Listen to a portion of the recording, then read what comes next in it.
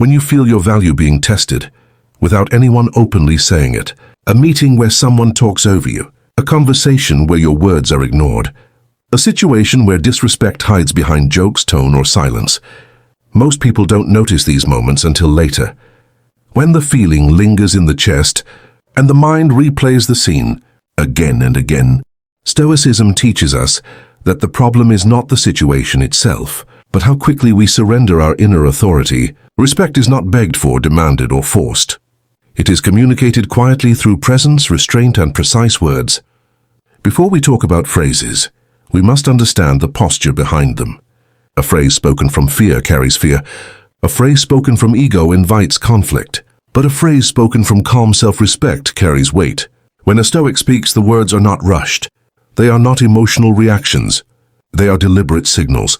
Signals that say, I know who I am and I will not abandon myself here. Imagine a simple moment. Someone interrupts you mid-sentence. Most people either stay silent and feel small, or they snap back and lose control. The Stoic does neither. He pauses, he breathes. He lets the interruption land without chasing it emotionally. Then he speaks. He says calmly, let me finish. No apology, no aggression. Just a statement of boundary.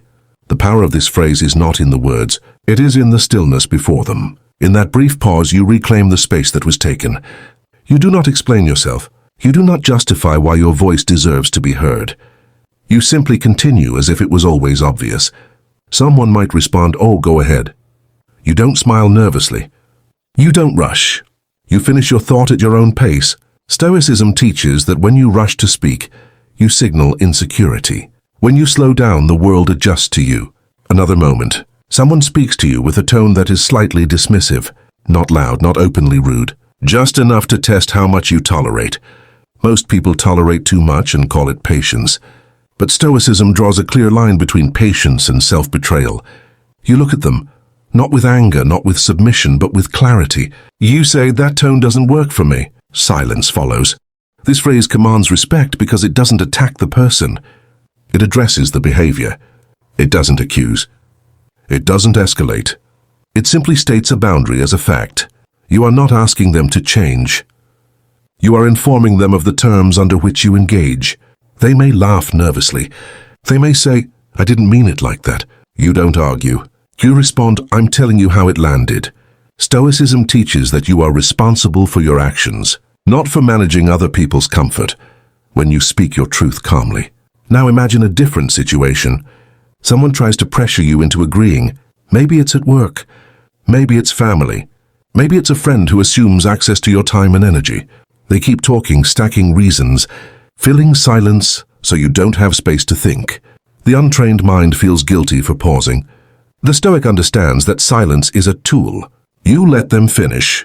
You nod once. Then you say, I'll think about it. Not maybe. Not I guess. Not excuses. Just that. I'll think about it. This phrase commands respect because it removes urgency. It tells the other person that you do not make decisions under pressure. It signals sovereignty over your choices. You are not rejecting them. You are not agreeing either. You are reclaiming time. If they push again and say, I need an answer now, you respond, then the answer is no. Calm, clean, final. Stoicism teaches that clarity is kindness, but only when it comes from self-respect, not fear of disappointing others. Now consider a moment of criticism. Someone points out a mistake, or worse, they criticize you publicly to elevate themselves. The ego wants to defend. The wounded part wants to explain everything. The Stoic chooses a different path. You listen fully. You don't interrupt. You don't react immediately. Then you say, that's noted. This phrase is powerful because it neither agrees nor argues. It absorbs the comment without surrendering control. It communicates that you are confident, enough to evaluate feedback without needing to perform defensiveness. If the criticism was fair, you adjust later in silence. If it was unfair, you don't waste energy correcting perception in the moment. Stoicism teaches that your character speaks louder over time than any argument ever could. There is one more moment that breaks most people. Disrespect disguised as humor. The joke at your expense. The laugh that invites others to join. Many people smile along, then feel smaller afterward. The Stoic doesn't laugh. He doesn't frown either. He lets the joke hang in the air. Then he says, "Explain that." Not angrily, not sarcastically, just curious. "Explain that." This phrase forces awareness. Most disrespect collapses when exposed to clarity. If they say it was just a joke, you respond, "I didn't find it funny." Then you stop talking. No lecture, no drama. Stoicism teaches that you don't need to win every exchange. You only need to stop participating in what diminishes you. This is where most people feel uncomfortable. Silence after a boundary feels heavy, but that weight is respect being recalibrated. When you don't rush to fill silence, others feel it. They adjust, or they reveal themselves. As part one comes to a close, understand this. These phrases work only when they come from inner alignment. If you speak them hoping for approval, they lose power. If you speak them ready to walk away if needed, they command respect instantly. In the next part, we go deeper. We explore how to maintain this presence when emotions rise, how Stoics handle retaliation, and how silence itself becomes the strongest phrase you will ever use. Respect is not something you turn on and off. It is a state you maintain, especially when tested.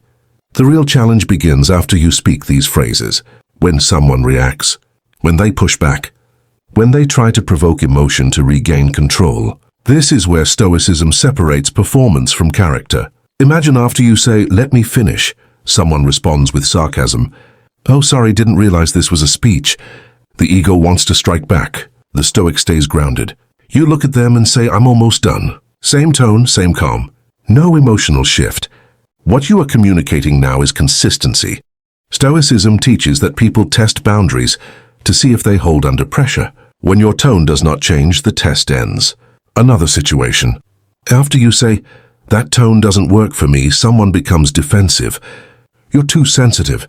This is where most people collapse into self-doubt. The Stoic recognizes this as deflection. You respond, "I'm clear about how I want to be spoken to." Notice what's missing. No apology, no explanation, no argument about sensitivity. You are not here to convince. You are here to define. The deeper lesson is this. Respect grows when people realize they cannot move you emotionally without your permission. Now consider silence. Silence is often mistaken for weakness.